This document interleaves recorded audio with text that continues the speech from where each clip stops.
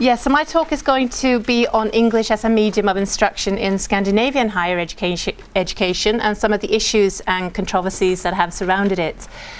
And although my focus will be on Scandinavia, I will try to pull out some general principles that are relevant to English as a medium of instruction, at least in European higher education. And in particular, I'm going to focus on the role of neoliberal processes and economic factors in the switch to EMI and among those university rankings. And I'll draw both on my own work as well as that of others in doing so. So here is an outline of my talk. First, I'm going to define EMI for the purpose of this presentation. I'll then show some figures on how widespread EMI currently is in European higher education, and you will already have seen some of these through David's talk. And I'll then talk about EMI in the context of the political economy and the role of neoliberal processes and economic factors. I'll then zoom in on Scandinavia and the debate on EMI that has taken place there. And I'm going to conclude by discussing whether EMI is a problem, and if it is, what kinds of solutions might be put into place in order to address it. So first of all, in terms of definitions of EMI, for this presentation here, I'm going to make a distinction between official language use and de facto language use, and we've seen in the previous presentations that this is quite an important distinction to make. So the official language use is the language that is used, that is declared in course catalogues and university websites, and it might be either English or the local language, or sometimes programs are advocated as being bilingual in English and the local language. And in contrast to this, we've got the de facto language use. So how the languages that are used in practice on these EMI programs. And these tend to be a lot more multilingual, as we also saw in the previous presentation, with teachers and lecturers and students switching in and out of different languages depending on the context. You might want to make a distinction between exogenous factors and endogenous factors in this type of multilingualism. So exogenous factors would be where the multilingualism is caused by the presence of visiting students and exchange students.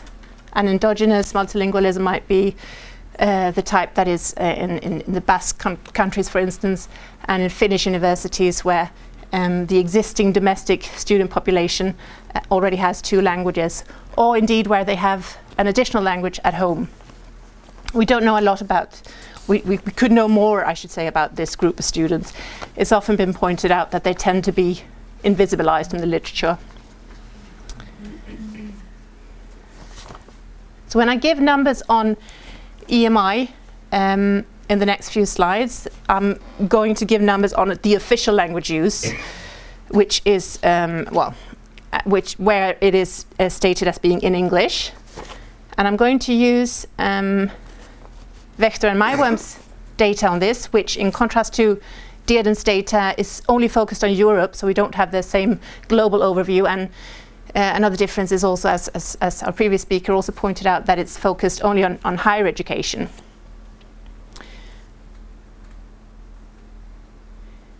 Vector and Maiworm count whole EMI programs, so EMI programs where all the modules and all the classes are taught in English. So individual modules or individual classes that are taught in English don't feature in this operationalization. So it is, as was also pointed out, quite a restrictive measure of EMI. They do operationalize EMI on three indicators. The first one is the proportion of higher education institutions offering English taught programs. The second one is the proportion of English taught programs, and the third in a given nation state. And the third one is the proportion of students that are enrolled in English taught programs.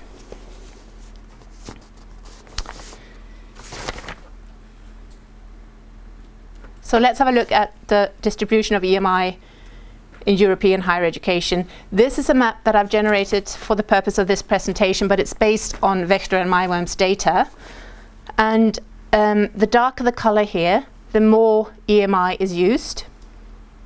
So as you can see, the grey colours are excluded from the study. So Ireland and the UK are excluded because they are already English dominant.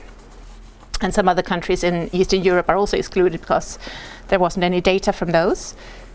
But as you can see, some of the countries that use most EMI are Sweden, Finland, Denmark, the Netherlands and Cyprus. And some of those that use least are Croatia, Bulgaria, Greece, Romania, Portugal, Spain and France.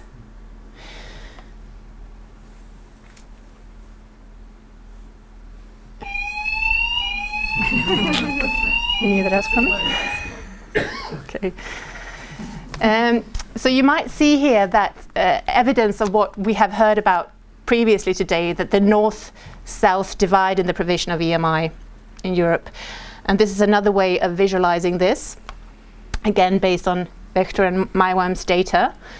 So the Nordic countries, which in addition to the three Scandinavian countries, Sweden, Denmark and Sweden, Denmark and Norway, also comprise Finland and Iceland, offer most EMI in Europe, followed by the Baltic on these three indicators. Okay, so each column here represents each of these three indicators of EMI that I mentioned before. This is followed by the Baltic regions and Central West Europe, and there's then a bit of a dip to Central East Europe and South West Europe and Southeast Europe.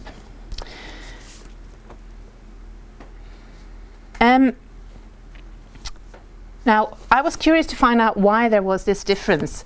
We've heard some possible reasons why this might be the case. So David, our previous speaker, mentioned the reason that some of the students who come to study, foreign students who come to study in Spain, come there also to learn Spanish.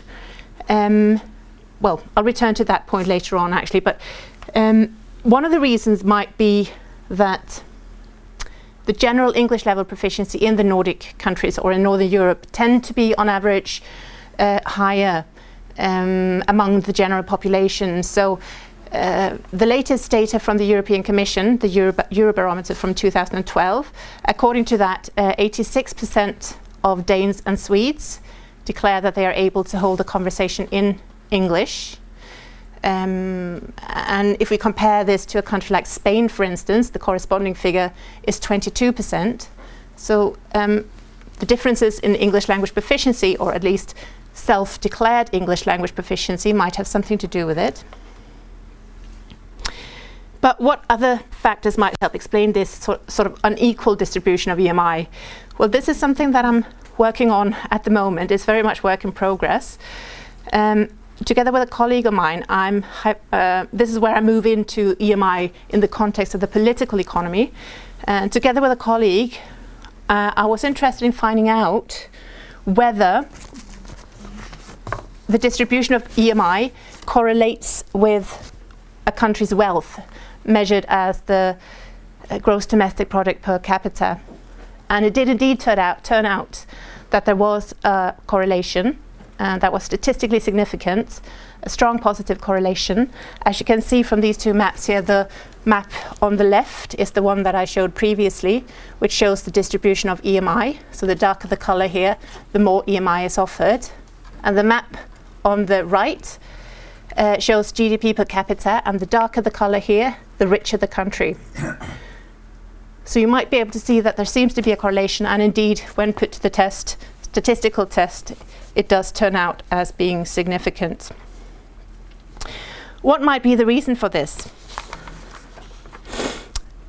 Well, we're working with economists to try to understand these economic factors a bit better and their role in driving EMI. But it may be that countries that are richer and are more actively participating in the global knowledge economy are more keen to adopt English as a medium of instruction. And of course, it's important to point out here that this is a correlation, so it's not a causal relationship. Okay, so you can't say that by introducing EMI you will become richer, or the other way around. But we may wish to speculate that the inclination of the richer countries to adopt EMI may, in the long run, perpetuate and possibly exacerbate economic inequalities.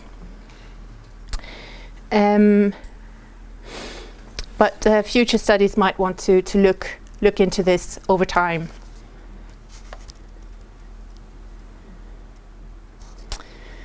We were also interested in, we also noticed when we saw the map of how EMI is distributed across European higher education, we also suspected that there might be a correlation between country size, in that smaller countries might be more prone to adopt EMI. And we based this on the observation that Cyprus, Sweden, Denmark, Finland, Norway tend to be the leading, that's a loaded word, but use more EMI than other countries. This too was statistically corroborated, as you can see from these two maps here. Again, the one on the left is the one that you've seen before, and the one on the right shows population size. The darker the color here, the larger the country. Oh, sorry, the darker the color, the smaller the country. So it might be here, I mean, we're still working on this, but one possibility might be that although it is important for all countries today to participate in the global knowledge economy, and English as a medium of instruction might be one way of facilitating that, it might be particularly important for smaller countries and smaller language communities. And this is where I wanted to draw in David's point, because in contrast, I think, to Spain, not a lot of foreign students come to Scandinavia to learn the languages. And it might also have to do with the fact, so it's more important for Scandinavian communities to use EMI, to use English in whatever context, also in educational contexts, in order to not be isolated and participate in the global knowledge economy. Okay, finally, we also tested the relationship between English as a medium of instruction and rankings, university rankings. And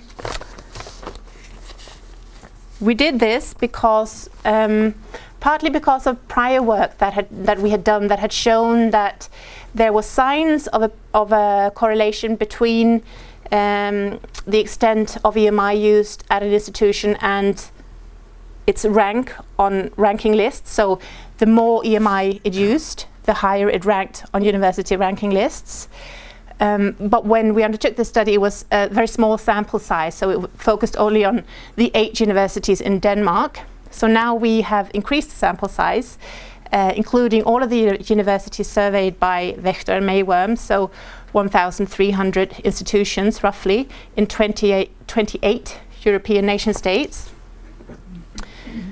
And when we enlarge the sample size, it does indeed turn out again that there is a statistically significant correlation between English as a medium of instruction and the aggregated score of the institutions on ranking lists in that particular nation state.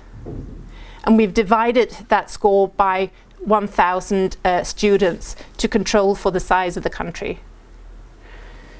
So again, the map on the right-hand side here shows in darker color the countries which score higher on university ranking lists.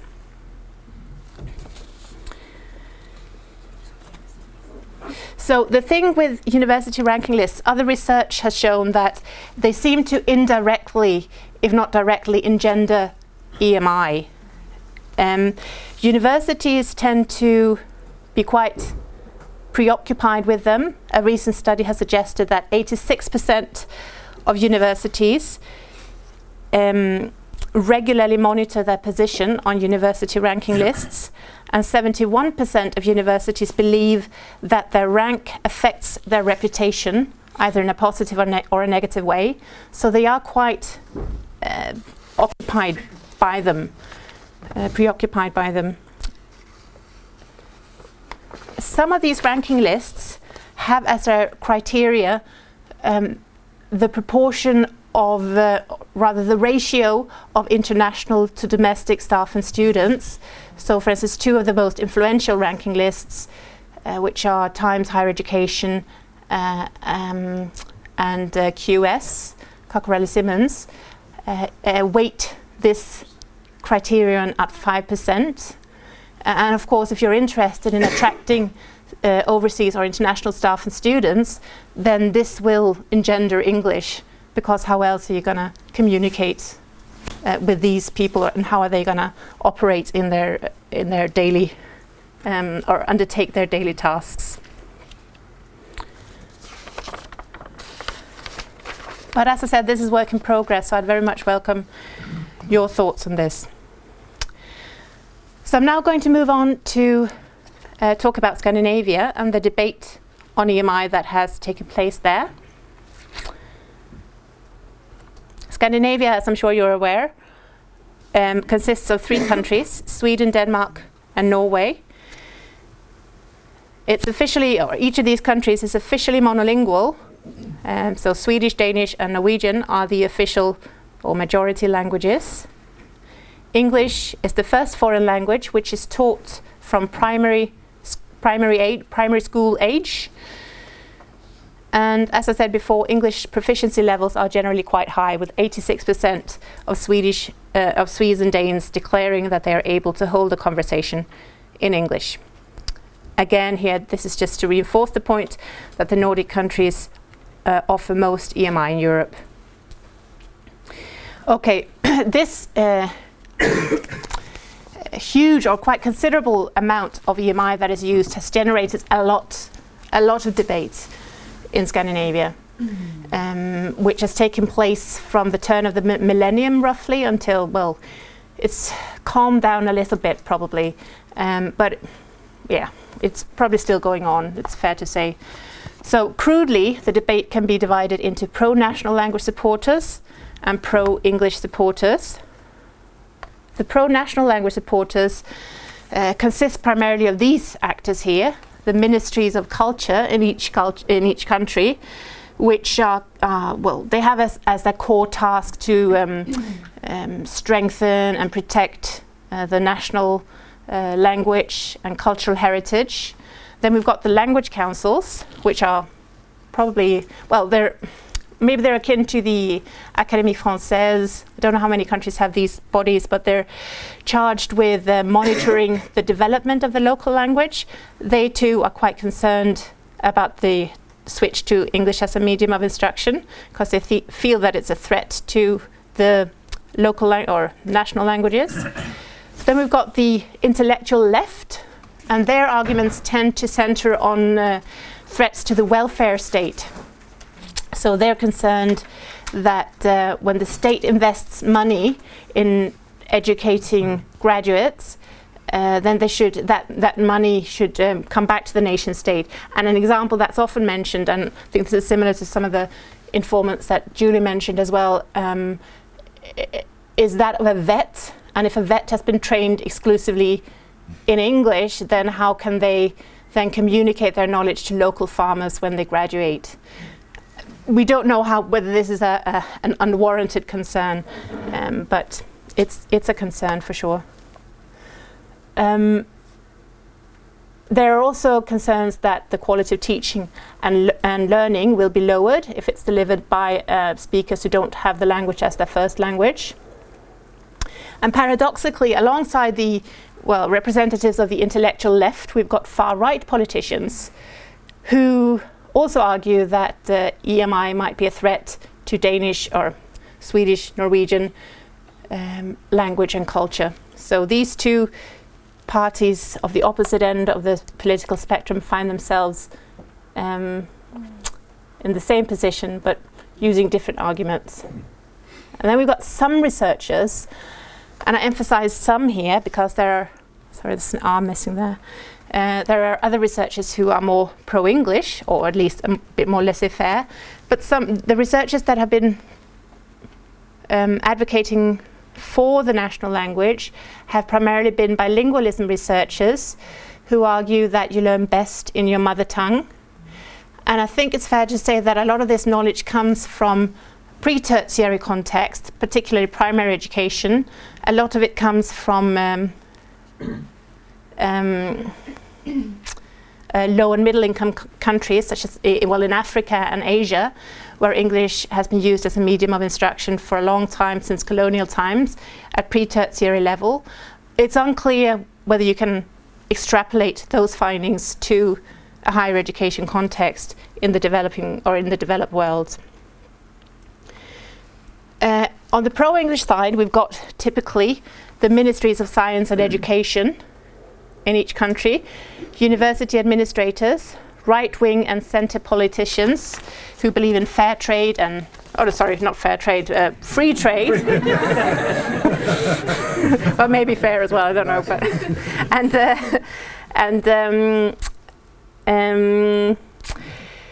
a laissez-faire ideology. And some researchers, and the researchers in this camp, I would say, are probably more the descriptively oriented sociolinguists who say that language shift and language change and language development has always taken place, and you can't really do anything to stop it.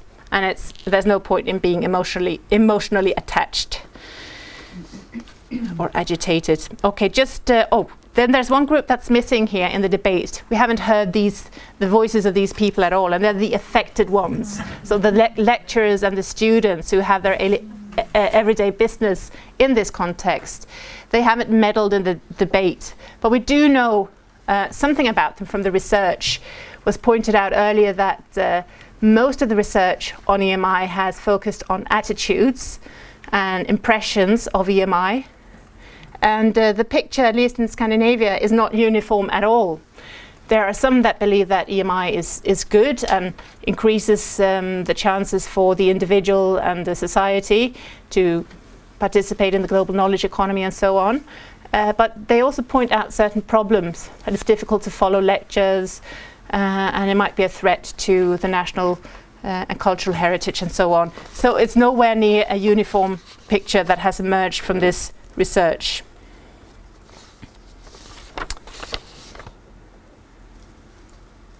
Okay, so this is just to show you the front covers of each of the language policy initiatives that have been taken by the pro-national language supporters.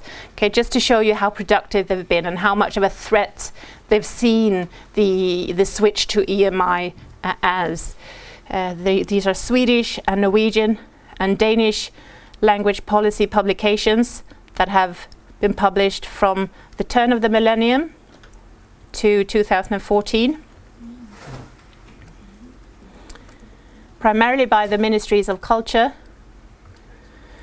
And if I'm going to, my South African colleague has described this as Russell Kashula has described this as a veritable language policy highway.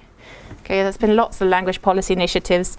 If I'm going to sum up the content of these policies really quickly, it can be done in the concept of parallel lingualism, which is a concept that is unique, I think, to a Nordic context. This is how it is defined in the policy document by the Danish Ministry of Culture in 2008. Central to the solution to the challenges faced by universities is the concept of parallel lingualism. The purpose of a parallel lingual strategy is to ensure the opportunity for researchers, graduates and students to operate internationally while continuing to develop a scientific language and terminology in all areas, which is usable in a Danish medium context.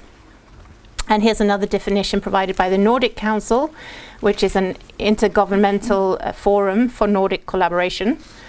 The parallel use of language refers to the concurrent use of several languages within one or more areas. None of the languages abolishes or replaces the other, they are used in parallel.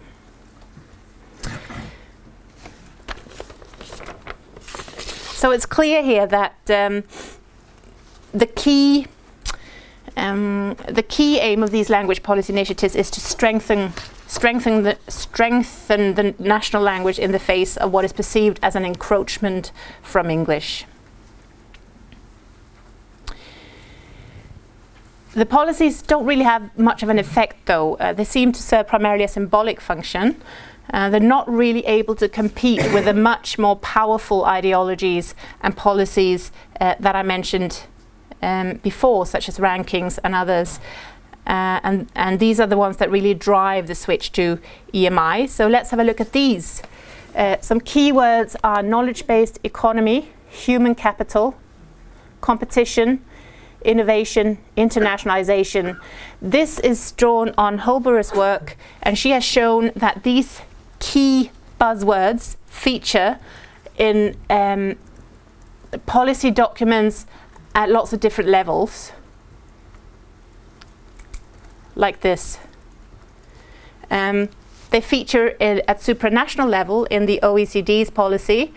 Then they trickle down to national level policies, typically in the policies of the ministries of education and ministries of science, or whatever they're called in the respective country. And from there they trickle down to the institutional level, where they manifest themselves in internationalization strategies and in university mission statements and other such documents.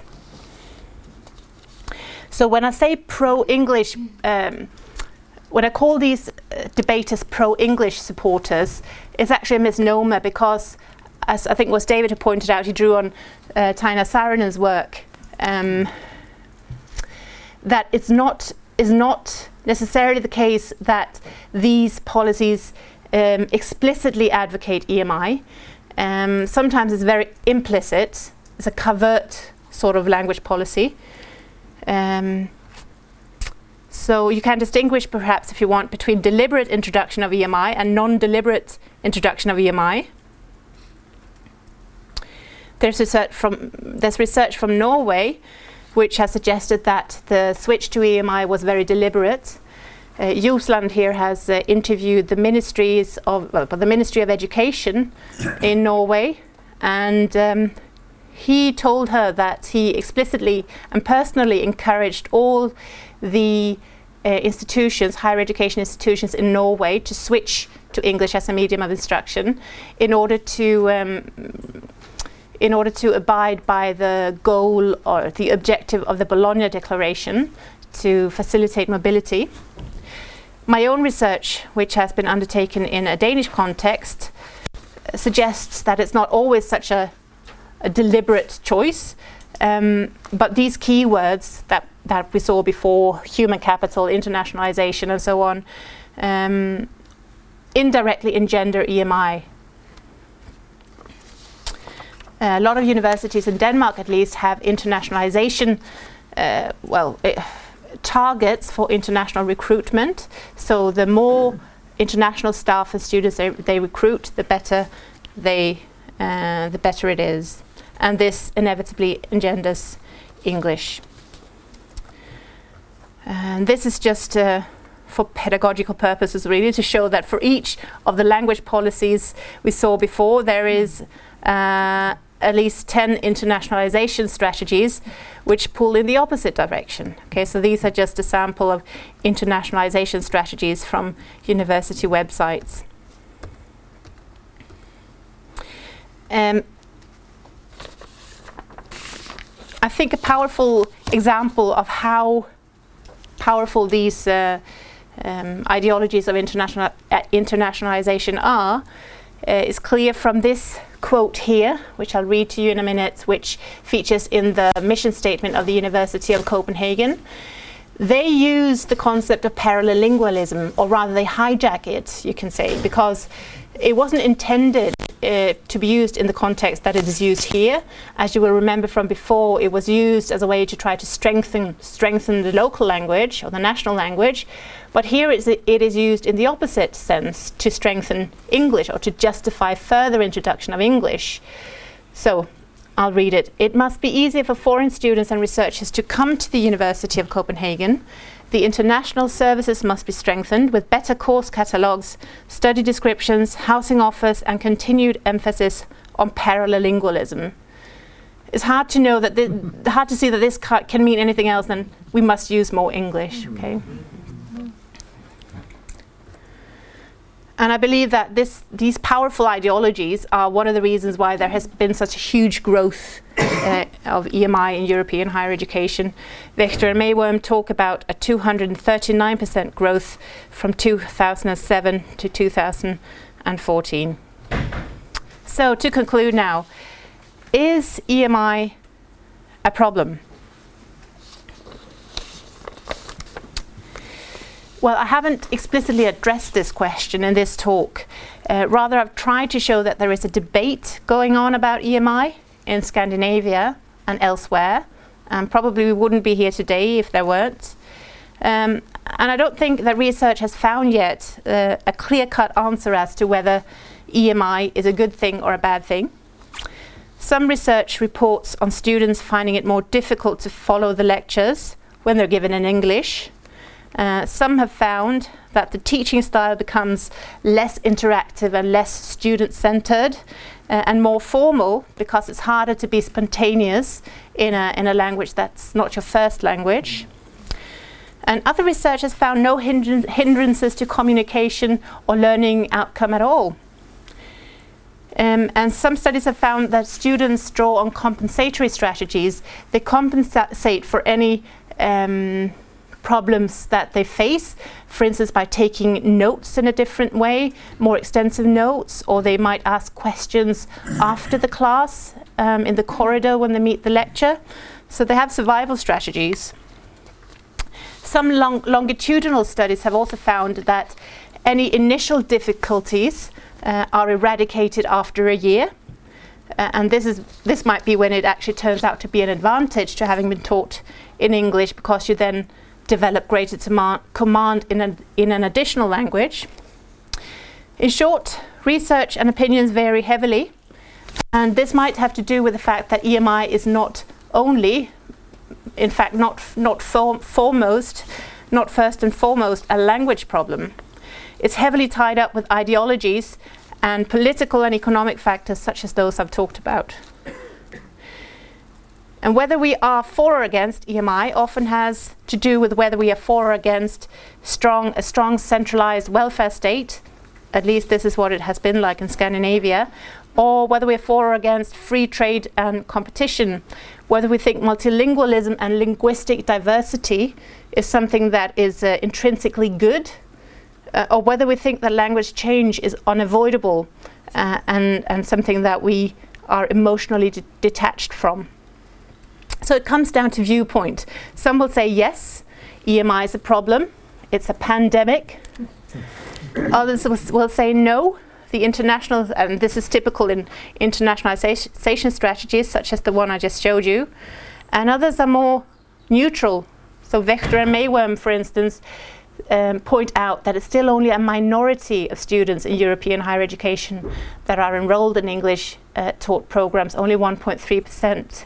And they say that EMI is still a rare option for the student population as a whole. So, on the question of EMI as a problem, the jury is still out. And I don't think we should wait for it to come in. So, if we do believe, though, that EMI is a problem, then I believe there are broadly speaking, two different types of solutions. We can either treat the symptoms or provide pain relief, or we can establish a proper diagnosis to eradicate the cause of the problem, or we can do both at the same time.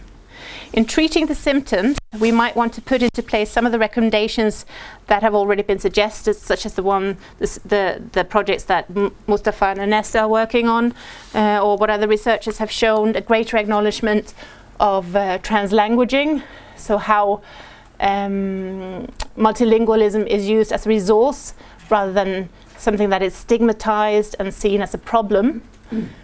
There might be we might want to put into place better English language support or prepare teachers and students better for EMI. If we think that we need to put into place a cure, then we have some big discussions to have about what kinds of education systems we want, what the role of this education system is in the nation state and in the globalized society, what role rankings and other performance indicators should play, and how change might be brought about in a globally interconnected system. Okay, thank you.